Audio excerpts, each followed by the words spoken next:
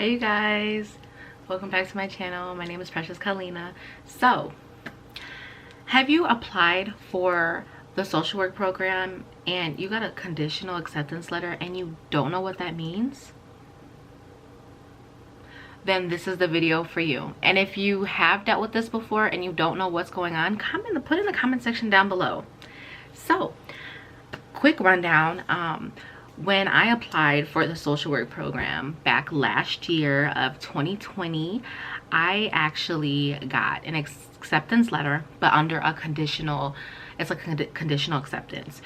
So pretty much what that means is that, first of all, I went to so many different schools. I went to Ivy Tech to start off. Then I went back to Indiana University Northwest. Then I went back to Ivy Tech Community College.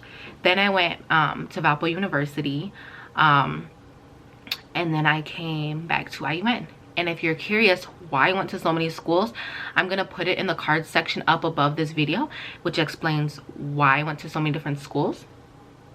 And I pretty much changed my major, so that's that.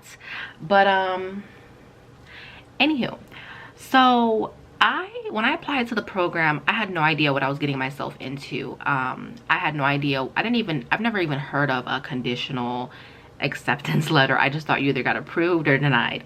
So actually when I applied to the program and they said that, I really was concerned and confused. But long story short, I went to so many different schools and my financial aid, well, FAFSA, as you guys know, and if you guys don't know what FAFSA is and you're curious to know what that is, be on the lookout, because I'm going to create a video soon discussing FAFSA and what that all means, because I know a lot of you guys that may be watching maybe in high school, may just be getting started with the college atmosphere, and you're unsure. Maybe you don't know what FAFSA means, maybe you don't know anything about the financial aid packages and what's to offer. So be on the lookout, and if you want to see that video, put it in the comment section down below, because I will be uploading that very, very soon.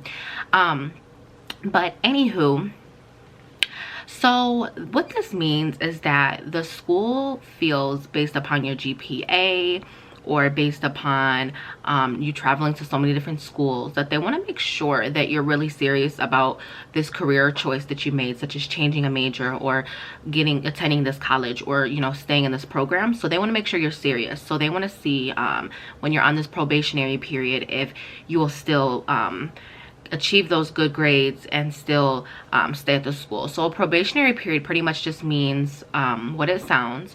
Probationary period means they put you on probation. So the probation is, okay, we're gonna put you on probation for a whole school year, so 2 semesters, right?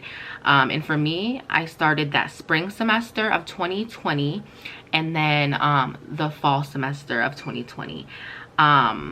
And was it that? I forgot. Or was it like the whole, yeah. So I think that was how they had it set up for me. And I think after last semester or this semester, I'm not quite for sure. I don't know if they based it upon this, like in the spring of last year. Sorry if you guys hear that in the background. Amazon is driving and dropping off packages. But anywho, let's get back into the video. So I was on probation for a whole year. And I can show you guys what they actually said. So they pretty much just told me that I needed to raise my GPA to a 2.5 by the end of the fall semester. And if not, then they would drop me out of the program. I can show you guys here. I don't know if it'll like, I don't know if you guys can see. It's just like one in the bold. So pretty much what that means is my GPA, okay guys, I had a good GPA, okay, but I didn't have a lot of social work classes, and that's what kind of got me. I really didn't have a lot of social work classes because I changed my major. And if you haven't seen that video, watch it, okay, because it has a lot of good information why I changed my major from nursing to social work, and I'll get into that realm in that video. And that video has a lot of good information and valuable information. But I didn't take a lot of social work classes, so I could still apply to the program because it took the basic classes like intro to social work. I was taking it that semester, like intro to social work, history and analysis of policy welfare, diversity, had some other classes, but I didn't take enough social work classes, so that's why they consider me conditional. And I know when people think of conditional, they get freaked out because they're like, oh my gosh, I'm not officially fully accepted or whatever, but it's okay. Like, as long as you're stay focused and you pass your classes for the 2 semesters, you are fine. Okay, you are fine. But yes, also and then, like I said, if for some odd reason, let's say something happens and you don't pass the classes for a semester, it's a wrap pretty much. They pretty much, you'll be kicked out of the program. And then if this is your first attempt with FAFSA, like not passing a class, you can appeal and explain why you deserve to get a second chance, for, you know, financial purposes, and they'll be able to possibly, based upon what you wrote and etc., they may continue to pay for your classes and give you a second chance. But after that, it's a wrap. So if you see a conditional acceptance letter, don't freak out, because it just means that you probably don't have enough classes in that field yet, or in that program yet, and they have to give you a conditional acceptance letter until you take more of those classes, to know that you're passing a lot of those those classes. So for social work, right, last year in the spring, after that first semester, I passed all my classes with A's, and then even last semester I passed all my classes with A's. So once they saw that, like, they weren't, you know, they were like, okay, well, Precious is serious. Precious passed all her classes, so that's it. And actually, to be quite frankly honest with you, let me check my emails, but I don't even think I ever really got an official, like, acceptance letter after the conditional acceptance letter, because I know usually people say, like, after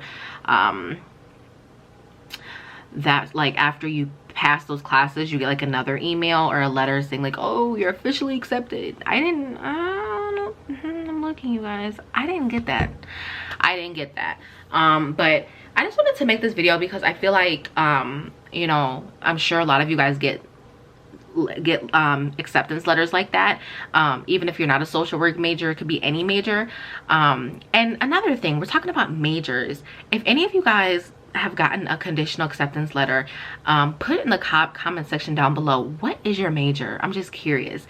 But yes, so that's it about the conditional acceptance letter. I just thought this would be a great video to provide you guys with, because I know it's not discussed a lot and talked about a lot, and I just think that it's important that we're aware of what a conditional acceptance letter entails of, and then what a probationary period is and stuff like that. So you have nothing to fear for. Okay, if you by chance do get a conditional acceptance letter, it's okay.